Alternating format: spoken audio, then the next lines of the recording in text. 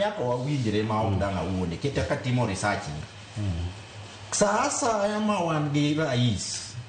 madwani mondo chako dog e office cha tema tungni bede amiyo example ni king'iyo in 2007 incumbent ne dwano mondo no king'iyo 1997 mago kuonde ma Kenya ka osebedo gi post election violence kabisa incumbent ne dwani mondo no achaka mi kendo ne sani nitiere gimiluongo ne comparative analysis kata mana king'iyo I compare gi chalruok mantiere 207 gi sani king'iyo gi matip joji bo neno ne is almost the same nge kata mana the attack ma judiciary nigodo sani do you find it ong'eyo ok en normal ni sani wa kaka owuoyo ne judiciary judges mag Supreme Court te nigi case court kendo ing'iyo ne idwa ni mondo ogolgi Kenya paro 207 the chief justice there no holy office almost around 6 months to election mage gik madhano nego ng'ima tut sana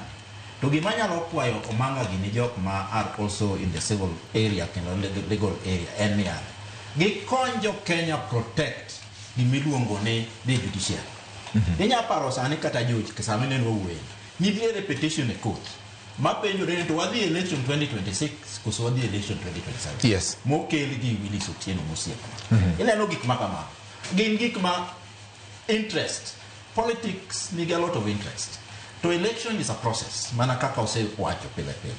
ne election and a process the process ni en ngato interest the stake is very high stake chagi do luilu monana dwaro ngato nitiere dwaro ma iye ma adieri kiwinjo kata mana kaka governors madwa nuoyo wuoyo oko believe no onyalo wuok e kom to kendo oyudo gimoro monyalo timo mondo geng'e kindu mondo kik wuogi en gima lich kabisa ing'eni George sani endi ni neno gima timore Northeastern census ma 2019 no witi ni koro nyaka tim census manyien e Northeastern ng'ene mano is a very serious factor George sami neno wuoyeni the president osegolo vetting mar IDs kikawo IDs ok Northeastern kende to kata Trans Nzoia kata Homa Bay kuonde ma border